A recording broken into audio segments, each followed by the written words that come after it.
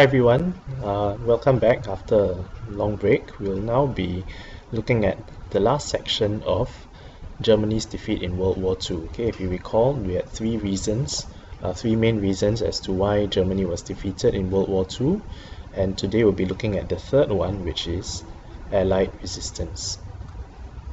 Now, a bit of a recap. Thus far, we've looked at, firstly, the role of the US in Germany's defeat, right? And we learned that it played a very major role, contributing lots of strength to the Allied forces, which Germany was not able to match up with, and this contributed to its defeat. And we also learned about Germany's own weaknesses and mistakes, which didn't make things any easier for Germany, also contributing to its eventual defeat in World War II. Today, we'll be focusing on Allied resistance. Now, just to make it clear, when we talk about Allied, the US also is one of the allies, okay, but we paid particular attention to the USA's role earlier because it did play a particularly significant role in strengthening the allies, contributing to Germany's defeat. But we also want to look at other allies, alright, other aspects of the Allied resistance against Germany, which contributed to Germany's defeat. So we're going to look at firstly the Soviet Union and how its ability to reorganize itself changed the course for the war on the Eastern Front. Okay, if you look at a map of Europe, you would see that Germany to its east was Poland and then the Soviet Union. So we call it the Eastern Front because this was where Germany was fighting to its east. Alright, then we will learn about how Britain managed to stand up against Hitler. So Britain as another ally. Of course, we learned about it. Originally, it was Britain and France who started World War II in Europe with their declaration of war on Germany after Germany had invaded Poland on 1st September 1939, right? So 2 days later, Britain and France declared war on Germany, starting World War II. But initially we learned that it didn't go so well for the Allies, alright? We've learned about that previously. But Britain never was defeated, and we want to learn about how it managed to stand up against Hitler, even though in many ways it was quite heavily stretched. And finally, we're going to learn about resistance movements and how they aided the Allies as well.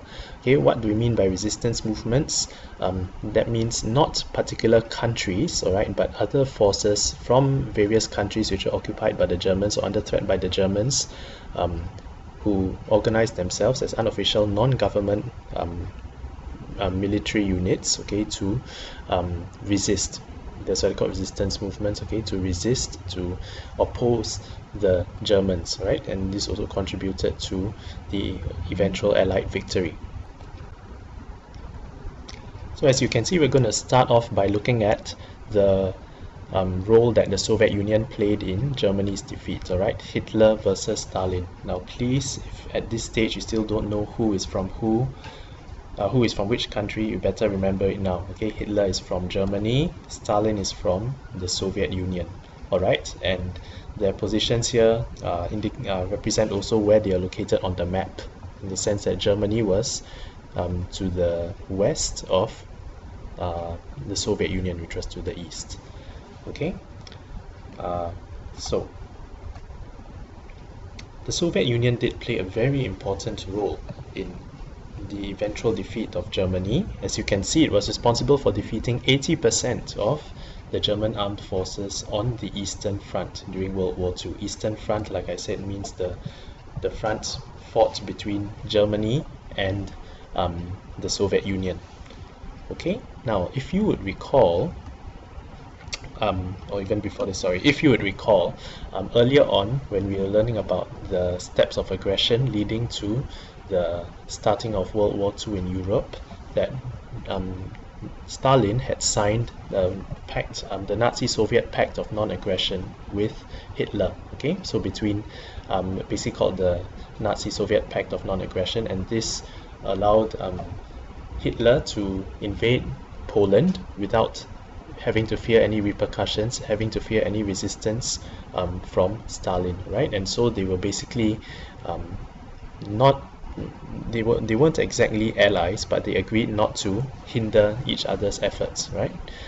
But that was in August 39, and less than 2 years after that, all right, Hitler betrayed Stalin. He broke this pact, okay, by launching something called Operation Barbarossa, all right, 22nd June 1941. Now I won't show you the video here, but there's a link to this. I'll put it on the screen. I think you can see it later on as well, to have more information as to what happened when Hitler first betrayed Stalin. All right, and you can imagine Stalin was very, very upset with this, okay? And actually this was part of what is known as Blitzkrieg, okay, lightning war. The Hitler's tactics of basically the Nazi tactics of very swift fighting, okay, on an awesome scale. The Russians did not expect this betrayal, at least not that soon. Okay, Stalin always knew, because Hitler and Stalin still were enemies, right? This was just a marriage of convenience, so to speak. But he didn't expect this betrayal to come so soon, and so he was caught off guard. All right, and in fact, the Soviet air forces and tank forces were almost destroyed. All right, and so almost is the key word, because they were never, excuse me, ever totally destroyed. All right, in part due to the sheer size of the Soviet military. If you look at the map, the Soviet Union is very big, and it also contains lots of people, lots of resources. So even though many of them were mowed down very quickly by the Germans, there always were more to hinder the Germans' further advance. All right, so this was always an issue for the Nazis when they started fighting on the Eastern Front against the Soviet Union. Okay, so the tide eventually would turn, okay, due to a combination of reasons, as you can see here. All right, firstly, we have errors on the German side. Now, I won't go into so much detail on this, but you can look more on page 153, 153 of your orange textbook. Okay, as to the ways in which Germany made errors. Now, we learned a bit about the tactical errors which Germany made when we were learning about the previous section of this chapter on Germany's weaknesses and miscalculations. Okay, suffice to say that things could have been done better strategically on the German side. So, for example, if you were to look at page 153, you would see that one of these errors was that Hitler, okay, remember we learned that Hitler was the only one who had all the information, and very often he would override the instructions, the strategies of his generals, who were actually experienced military personnel, much more so than Hitler.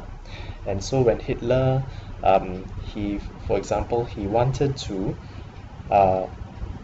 instead of focusing an attack on Moscow, he wanted to attack many areas of the Soviet Union, and this basically weakened the overall German offensive, because it was not concentrated in a particular place, and this ended up being to the German disadvantage. All right, and you can read more about that on page 153, and don't need to know this in so much specific detail, but it's important nevertheless to know that errors were made. Okay, secondly, we also learned that Hitler faced very strong resistance from the Soviet troops. Now you can imagine how they would feel, right?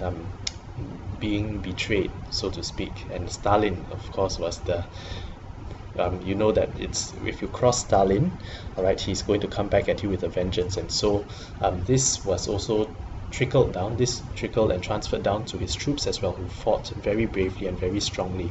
Now, if you can see here is one of very many pieces of propaganda. Now, I can't read what it says. This is from a Soviet War Museum, okay, in Moscow.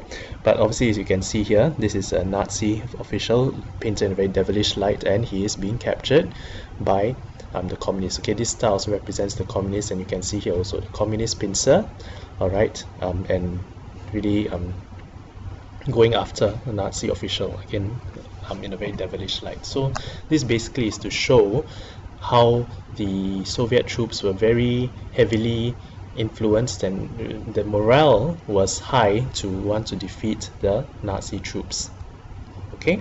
Thirdly, there was the effect of the bitter Russian winters. Now, we would have talked about this previously as to the scale of Russian winters. Okay, I don't think you would like to experience the full force of a Russian winter. Now, here is just a panoramic shot taken from again the same Soviet War Museum, and you can see, right?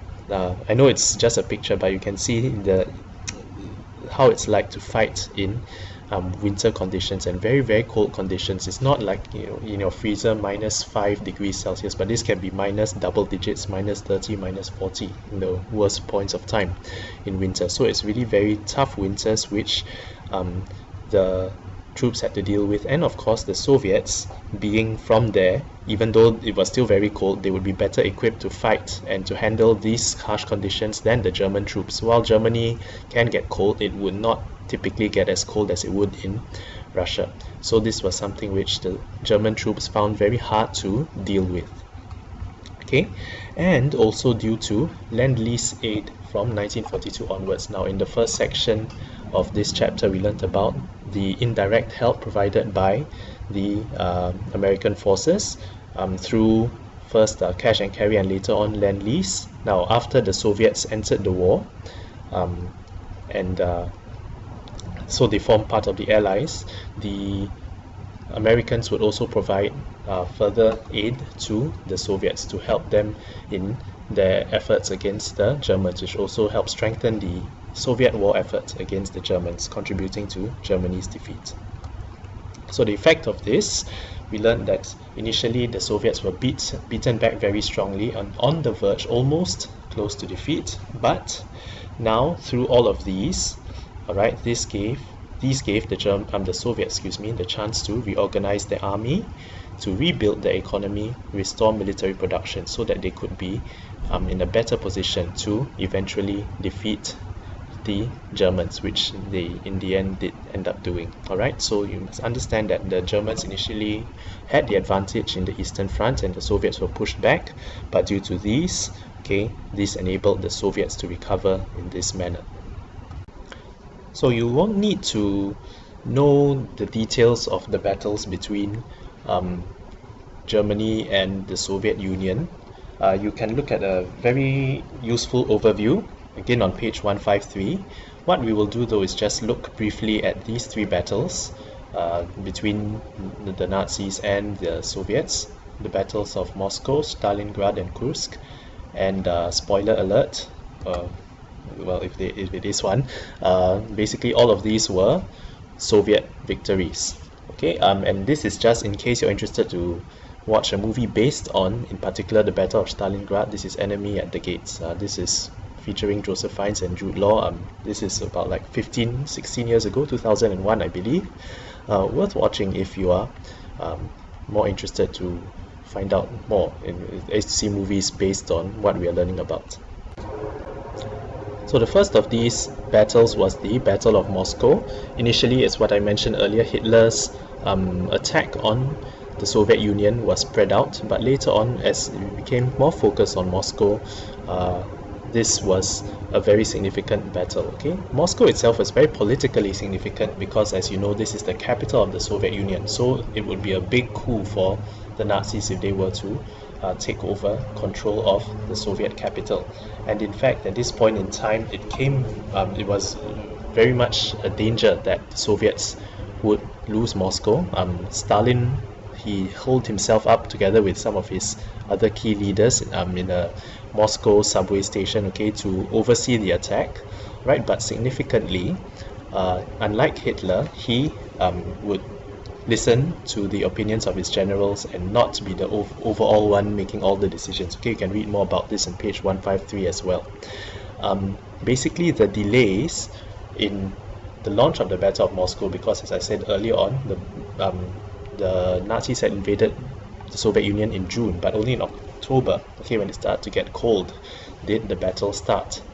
And so this gave the opportunity for the Soviets to regroup, to reorganize and turn the tide due to these delays, and eventually launch a successful counterattack against the Germans. And in fact, this was the first defeat of the German army, the Wehrmacht, in the Eastern Front. After the Battle of Moscow, and the Germans regrouped and they focused their offensive now down further south, okay, after the failure to take over Moscow. And then one of the main targets then was Stalingrad. Now, why Stalingrad? As you can see from the name itself, it was a very significant target for the Germans because symbolically it would mean a big deal. It would make a big deal for them to take over the city, which was named after Stalin. Of course, Stalin, in his great humility, he had allowed this city to be renamed after him. Initially it's called Volgograd, and I believe it still is called that today. But Stalin, very humbly had this city named after him. So it would be a very significant moment for the Germans if they were to take over this city. This city also was strategically located near the oil fields in the Caucasus. Basically, if you take control of oil fields, this would be good because then you have access to fuel for your military efforts, and also it's a good base of communications. Now, during this time, in June, Stalin had issued a message to his troops, alright, and these famous words, not a step backwards. He was telling them, whatever it is, you are not to take a step backwards. In other words, you do not cede, you do not give up any more ground to the Germans. And this was a very potent, a very strong rallying cry for the Soviet troops, who indeed held their ground, even though Stalingrad came very close to being taken over by the Germans. It never was completely taken over. Okay, if you look at this point in time, okay, this covered the winter of 1942 to early 1943, and this also was a tough, these were tough conditions for the Nazi troops to face, and they basically didn't hold up to the challenge. Okay, so as I said, the Germans could take many parts of the city. If you look at page 153, up to 90% of the city, yet they couldn't assert themselves and take control of the whole city. And this strong winter, alright, gave the Soviets time to reorganize and rearm, and also severely weaken the Germans. And basically, slowly but surely, the Soviets were able to bleed the German army dry. Sorry, not Germany, the German army dry. Okay. Now, thirdly, we have the Battle of Kursk later on in 1943. Now, this was launched by the Germans, supposed to restore confidence. This was supposed to be a surprise attack. But actually the Red Army, the Soviet army, was ready for it.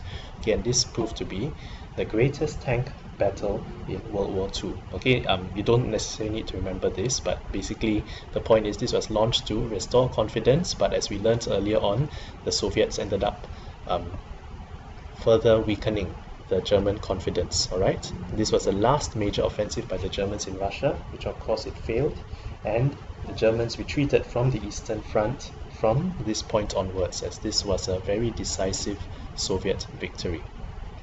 Okay, now we're moving on to the next section, which has to do with British resistance. And again, as you can see from here, eventually we know who came out tops in the end. The British. This of course is Prime Minister Churchill. They beat the Germans, okay, under Adolf Hitler.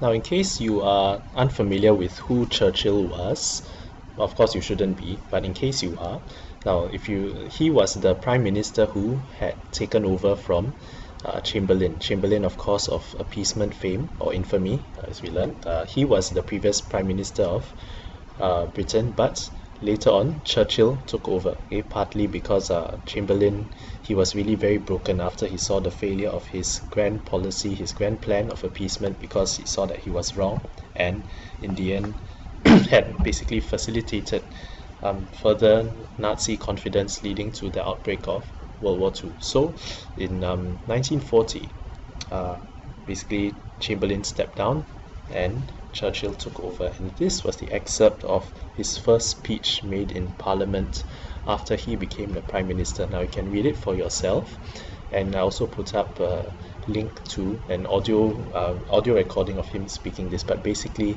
the key of this, right, what was the key of his message? Blood, toil, tears and sweat If you read, when you hear his message, he was emphasizing on this, right?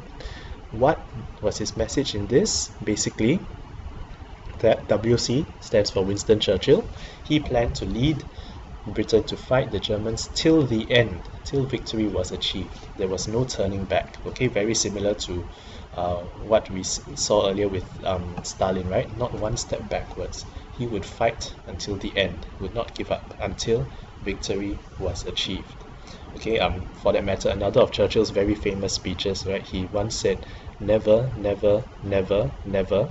Yeah, I forget how many nevers, but basically never, never, never, never give up. Alright, so this was the crux of what Churchill believed in. So of course you would remember that Britain and France had declared war on Germany on 3rd September 39, but actually the initial many months of the war, all the way across till the early part of 1940, there was not much fighting going on. This was a period called the Phony War. Alright, but after that, maybe in the early parts of 1940, this is when the fighting got into it really started to get really rough. It started to get the full swing of things, and very quickly France was pushed back and defeated, okay, by June 1940. And of course, I've talked in class a bit about Dunkirk. You can see from the movie Dunkirk, this was what happened after the Allied troops were pushed into a corner in the town of Dunkirk, seaside town of Dunkirk, and were trying to flee back to Britain to regroup and start afresh. And so, after the fall of France, at this point in time, when Britain was pretty much the only main ally left, with all the other allies being defeated by Germany, Hitler had hoped that Britain would discuss peace terms. In other words, he would surrender rather than having to fight. Okay, but Churchill was not so amenable, not so in agreement. Okay, how did he respond? Alright, those under 16, please cover your eyes. Alright, basically Churchill said no way. Alright, or maybe he said that in less polite terms. But anyway, he would not, because as we saw earlier, he would never ever give up.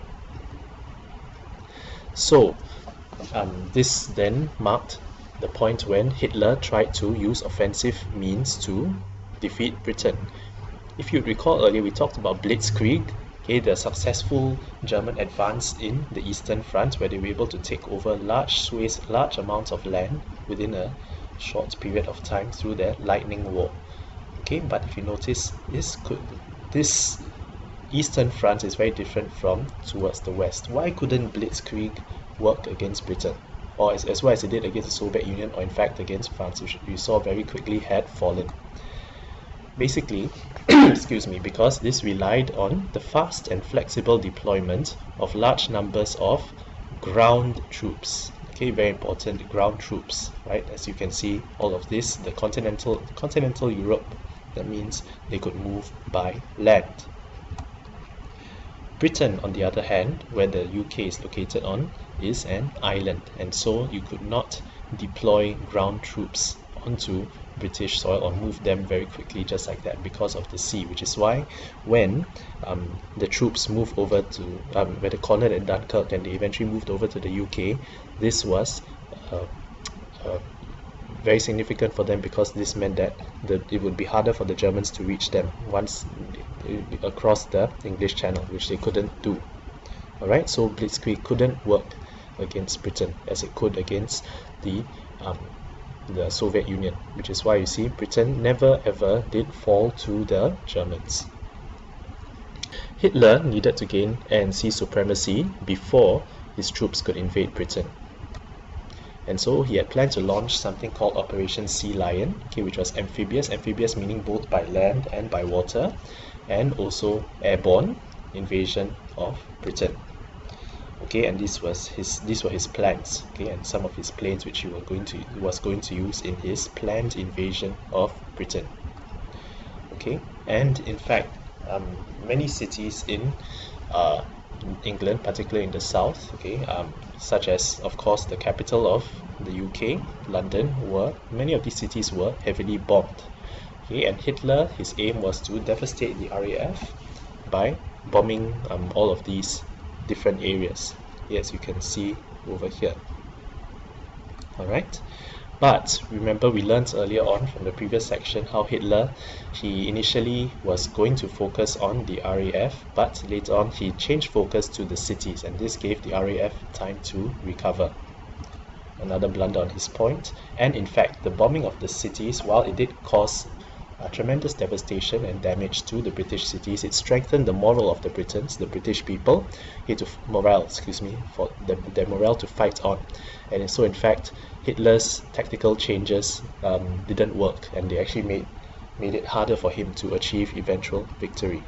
Okay, this was the common cry. Okay, keep calm and carry on. So you've seen many variations of this poster. This actually originated as part of the means to encourage the British, okay, keep the British effort up and encourage them to keep on fighting, okay, for the British civilians and not to give up. Okay, though in actual fact this was not actually really used during the war, but since it has since resurfaced and become a pop culture icon. But anyway, that's another story. Now, to cut a long story short, at the end of the day, Britain was not defeated, partly due to the efforts of the RAF, and so this famous quote was attributed to Churchill in reference to the RAF. Okay, due to their efforts, due to the British efforts and their resolve and the high morale of the British people, you can read more about that on page 155 of your textbook, the orange textbook. This led to the failure to launch this Operation Sea Lion, the amphibious assault, and also a failure to force Britain to sign an armistice. That means an agreement to end the war. Okay, so basically, if you want that in visual terms, Operation Sea Lion was a no-go. It didn't end up happening, and the British ended up victorious in the Battle of Britain. Now we move on to the third section to do with resistance movements. Now I'm not going to talk so much about these movies, but basically, again, if you're interested in finding out more about resistance movies in terms of what they did, you can watch these movies. Defiance, starring Daniel Craig, more famous of course as the current James Bond, and okay, this one, when you're old enough, maybe you can watch this. Yeah, I won't even say the name, but interesting movies worth watching, and a lot of this focus on the efforts of resistance movements, which means not necessarily government forces. They may be supported by allied governments, but these were groups which are banded together in order to provide military resistance against the Nazi forces. Now, we want to contextualize this, so from something which you may be more familiar with something or someone whom you may be more familiar with. Now, who is this man? What did he do? Okay, give you 1 second to say your answer. Okay, very good. I heard one of you say Lim Bo Seng. Now, you would have learned about him in Sec 2 history. Now, he was part of Force 136, which was also a resistance movement, but here in Malaya and Singapore. Alright, and so this was a British-led. So the British government, British military forces did support it, but this was not necessarily a British government effort, so to speak. Alright, so this was formed by locals of Singapore and Malaya. Okay, and it was an underground resistance movement against the Japanese. Okay, and of course you learned that eventually he was betrayed, captured, and he died in prison under the Japanese. What is a resistance movement? You can read this definition for yourself. Right? Importantly, key things, it's from the civil population, so it's not by the government. It may be organized with support from the government, but this is not a government organization, so therefore it's not a military, the army, so to speak.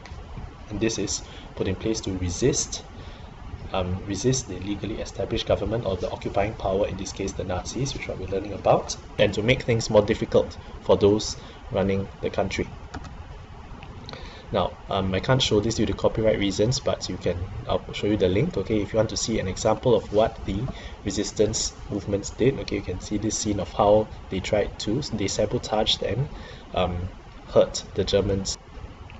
So these resistance movements in Nazi-occupied areas were very significant because, as you can see, they provided important information and support to the Allies. Because they are of a lower profile, they normally can hide themselves well, so they're able to infiltrate behind enemy lines and have a better idea as to what is going on and the German side, and then to relay this information to the Allied troops.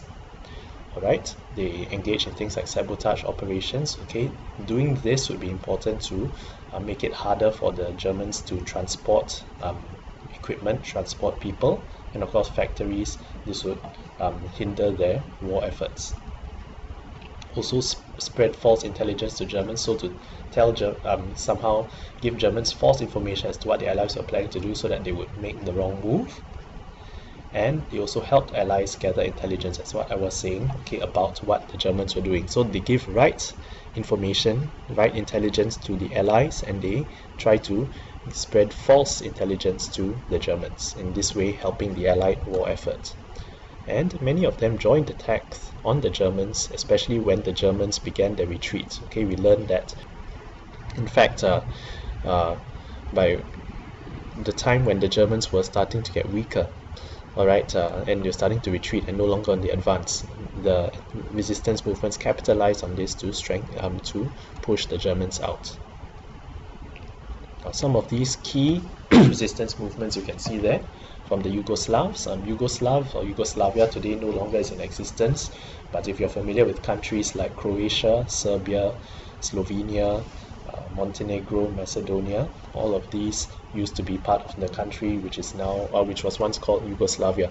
Alright, and then also the Polish and Soviet resistance movements. These were some key resistance movements, as well as the Free French forces. Okay, you can see these are some of them under the command of General de Gaulle in France. But anyway, not so important for you to memorize all of these, but just to know of their existence and what were some of the things which they did. That's what you can see over here.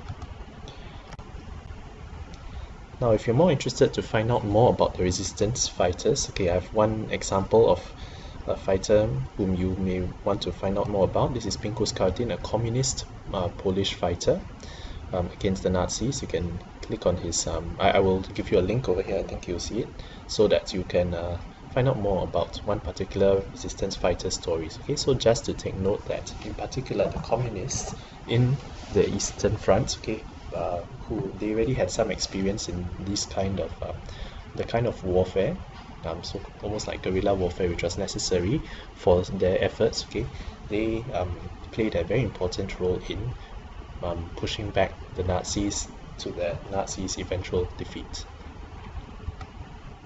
Okay, so now to recap this whole section of Allied resistance, I just want you to think about these questions. Okay, that was what we've gone through from earlier. Okay, think about what were the factors which helped the Soviets gain an advantage over the Germans. Okay, again, you can look at page 153 to help you for that. And when we look at Britain now, what were Hitler's objectives during the Battle of Britain? And why did they lose in the end? Okay, and finally, what help did the resistance movements provide for the Allies? Okay, all of these contributing to Germany's defeat. Okay, so we've reached the end of this section. Thank you for bearing with me. Please do revise this whole chapter, because this is an important chapter, of course, and you need to be able to link each of the reasons, okay, not just what we've covered today about Allied resistance, but also the US strengths and also the German weaknesses and miscalculations. How each of these, you need to be able to know them in some detail and explain how they contributed to the defeat of Germany in World War II. Okay, so please work on that, and I'll see you in class. Thank you very much.